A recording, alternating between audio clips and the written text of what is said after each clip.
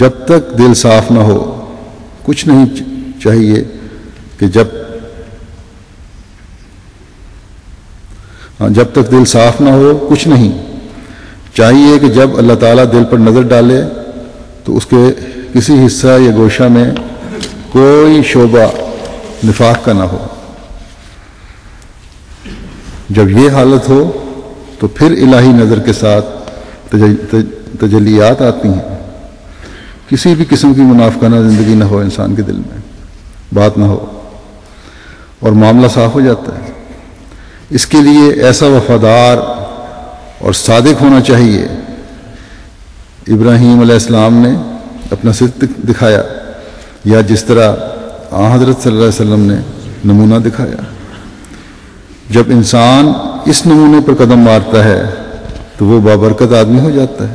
پھر دنیا کی زندگی میں کوئی ذلت نہیں اٹھاتا اور نہ تنگی رزق کی مشکلات میں مبتلا ہوتا ہے، بلکہ اس پر خدا تعالیٰ کے فضل و احسان کے دروازے کھولے جاتے ہیں اور مستجاب الدعوات ہو جاتا ہے.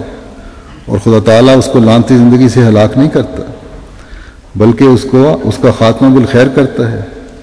مختصر یہ کہ جو خدا تعالیٰ سے سچا اور کامل تعلق رکھتا ہے تو خدا تعالیٰ اس کی ساری مرادیں پوری کر دیتا ہے، اسے نامراد نہیں رکھتا.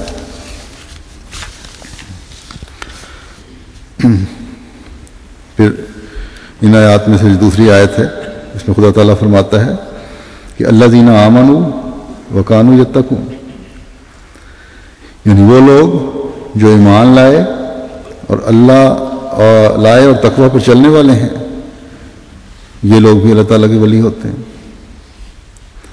بس یہ خصوصی اور صفت ہے اللہ تعالیٰ کے اولیاء کی کہ وہ ایمان میں بڑھتے چلے جانے والے ہوتے ہیں، تقوی کا اعلیٰ نمونہ بھی قائم کرنے والے ہوتے ہیں.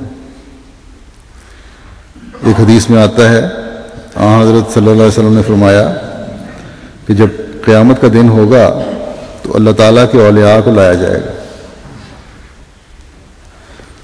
وہ خدا کے سامنے پیش ہوں گے. انہیں 3 قسموں میں تقسیم کیا جائے گا.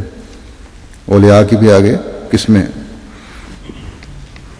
پہلے ایک قسم کا آدمی لایا جائے گا، اس سے اللہ تعالیٰ پوچھے گا کہ اے میرے بندے، تو نے نیک اعمال کس وجہ سے کیے تھے؟ وہ عرض کرے گا کہ اے میرے رب، آپ نے جنت پیدا کی اور اس کے درخت اور پھل پیدا کیے اور نہریں پیدا کی اور اس کی حوریں اور اس کی نعمتیں اور جو کچھ بھی آپ نے اپنی اطاعت کرنے والوں کے لیے تیار کیا ہے، سب کچھ بنایا. بس میں نے ان چیزوں کو حاصل کرنے کے لیے شب بیداری کی، راتوں کو اٹھا، نفل ادا کیے اور دن کو روزے رکھے. اس پر خدا تعالیٰ اسے فرمائے گا کہ اے میرے بندے، تو نے صرف جنت کی خاطر اعمال کیے، سو یہ جنت ہے، اس میں داخل ہو جا. اور یہ میرا فضل ہی ہے کہ میں نے تجھے آگ سے آزاد کر دیا، اور یہ بھی فضل ہے کہ میں تجھے جنت میں داخل کروں گا. بس وہ اور اس کے ساتھی جنت میں داخل ہو جائیں گے. ایک نمائندہ اس گروپ میں سے بلایا اللہ تعالیٰ نے. پھر دوسری قسم کے آدمیوں میں سے ایک آدمی لایا جائے گا. اس سے بھی اللہ تعالیٰ پوچھے گا کہ اے میرے بندے، تو نے نیک اعمال کس لیے کیے تھے؟ وہ جواب دے گا کہ اے میرے رب، تو نے دوزخ پیدا کی اور اس کی بیڑیاں اور اس کی شعلہ زن آگ اور اس کی گرم ہوائیں اور گرم پانی اور جو کچھ بھی تو نے اپنے نافرمانوں اور دشمنوں کے لیے تیار کیا ہے، پیدا کیا. بس میں نے ان چیزوں سے ڈرتے ہوئے رات کو اٹھ کر نفل پڑھے اور دن کو روزے رکھے. اس پر خدا تعالیٰ فرمائے گا کہ اے میرے بندے، تو نے یہ کام صرف میری آگ سے ڈرتے ہوئے کیے تھے، بس میں نے تجھے آگ سے آزاد کیا اور اپنے فضل سے تجھے جنت میں داخل کروں گا. بس وہ اپنے ساتھیوں سمیت بھی داخل ہو جائے گا. اس کے بعد تیسرے قسم کے لوگوں میں سے ایک آدمی لایا جائے گا. اس سے بھی خدا تعالیٰ پوچھے گا کہ اے میرے بندے، تو نے نیک کام کس وجہ سے کیے تھے؟ وہ کہے گا اے میرے رب، تیری محبت کی وجہ سے اور تیرے ملنے کے شوق میں. تیری عزت کی قسم، میں راتوں کو جاگا اور دن کو میں نے روزے رکھے، صرف تیرے شوق اور تیری محبت میں۔ بس مبارک اور بہت بلند خدا اس سے فرمائے گا کہ اے میرے بندے، تو نے یہ تمام کام میری محبت اور میری ملاقات کے شوق کی وجہ سے کیے تھے، سو اپنا بدلہ لے۔ اور اللہ جل جلالہ اس شخص کے لیے خاص تجلی فرمائے گا اور سارے پردوں کو اپنے چہرے سے دور کر دے گا اور اس کے سامنے آ جائے گا اور کہے گا اے میرے بندے، لے میں یہ موجود ہوں، میری طرف دیکھ۔ پھر فرمائے گا میں نے اپنے فضل سے تجھے آگ سے آزاد کیا اور جنت کو تیرے لیے جائز کرتا ہوں اور فرشتوں کو تیرے پاس بھیجوں گا اور میں خود تجھے السلام کہوں گا، بس وہ اپنے ساتھیوں سمیت جنت میں داخل ہو جائے گا۔ اب تینوں قسموں میں ہر ایک اپنے اپنے عمل کے مطابق عمل کیے مختلف گروپوں نے، اور تینوں کو اللہ تعالیٰ نے ولیوں میں شمار کیا۔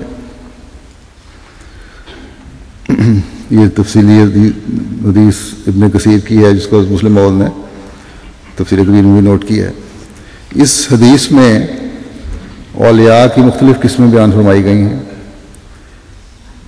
ایک جنت کا شوق رکھنے والے اور اس جنت کو حاصل کرنے کے لیے عمل کرنے والے ہیں، دوسرے جہنم کا خوف رکھنے والے اور اس جہنم سے بچنے کے لیے عمل کرنے والے ہیں، نیک عمل کرنے والے، اور تیسرے خدا تعالیٰ کی محبت میں فنا لوگ۔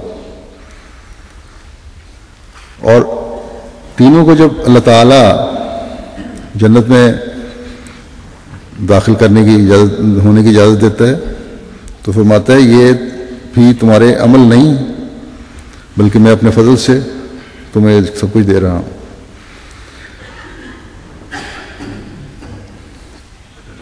اور پھر یہ ہے کہ ہر جو گروہ ہے اس میں ایک ایک شخص آگے آتا ہے اور اللہ تعالیٰ کے فضل اور رحمت کو حاصل کر کے جنت میں اپنے ساتھیوں سمیت داخل ہو جاتا ہے۔ آخری گروہ جو خدا تعالیٰ کی محبت میں فنا ہے، یقیناً اس کے سردار حضرت صلی اللہ علیہ وسلم ہی ہوں گے۔ وفات کے وقت بھی آپ کے جو الفاظ ان تک روایتوں میں پہنچے ہیں وہ یہی ہیں، رفیق الاعلیٰ رفیق الاعلیٰ۔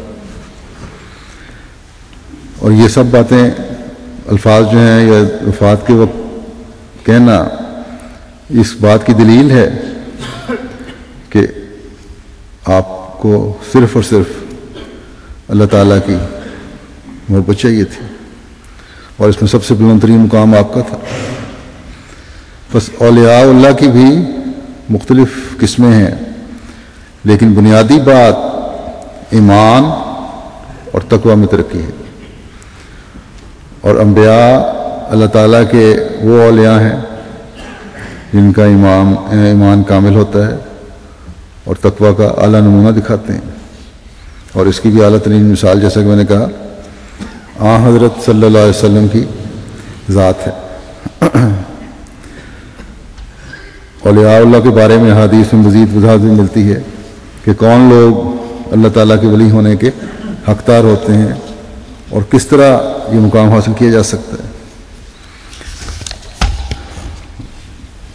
مسند احمد بن حنبل میں ایک حدیث ہے، حضرت عمر بن الجموع سے بیان کرتے ہیں کہ انہوں نے نبی کریم صلی اللہ علیہ وسلم کو یہ فرماتے ہوئے سنا کہ بندہ اس وقت تک ایمان خالص کا حقدار نہیں ہو سکتا جب تک وہ اللہ تعالیٰ ہی کے لیے کسی سے محبت کرے اور اللہ تعالیٰ ہی کے لیے کسی سے بغض رکھے۔ جب تک وہ اللہ تبارک و تعالیٰ کے لیے کسی سے محبت کرتا ہے اور اللہ تبارک و تعالیٰ کے لیے ہی کسی سے بغض رکھتا ہے تو وہ اللہ تعالیٰ کی دوستی کا حقدار ہو جاتا ہے۔ اور فرمایا اور میرے بندوں میں سے میرے اولیاء اور میری مخلوق میں سے میرے محبوب ترین وہ ہیں جو مجھے یاد رکھتے ہیں اور میں انہیں یاد رکھتا ہوں۔ بس اس حدیث میں خالص ایمان کی یہ نشانی بتائی گئی ہے کہ ان کا ہر عمل حتیٰ کہ آپس کی محبت اور نفرت جو ہے وہ بھی خدا تعالیٰ کی رضا کے لیے ہوتی ہے۔ ذاتی اناد اور ذاتی دشمنیاں نہیں ہوتی. اگر انسان اپنا جائزہ لے تو خوف سے کام جاتا ہے کہ ایک طرف تو ہم دعویٰ کرتے ہیں کہ ہم خدا تعالیٰ کی رضا حاصل کرنے والے ہیں، دوسری طرف بہت سارے ایسے ہیں جن کے دلوں میں ذاتی اناد اور ذاتی بغض بھرے ہوتے ہیں، کینے بھرے ہوتے ہیں، ایک دفعہ کی غلطیاں کسی کی دیکھتے ہیں تو پھر معاف نہیں کرنا چاہتے. اور جب اللہ تعالیٰ کی رضا مل جائے اس وجہ سے کہ اس میں کچھ ہر فعل اس کا اللہ تعالیٰ کی خاطر ہوتا ہے، تو پھر وہ اللہ تعالیٰ کا دوست بن جاتا ہے.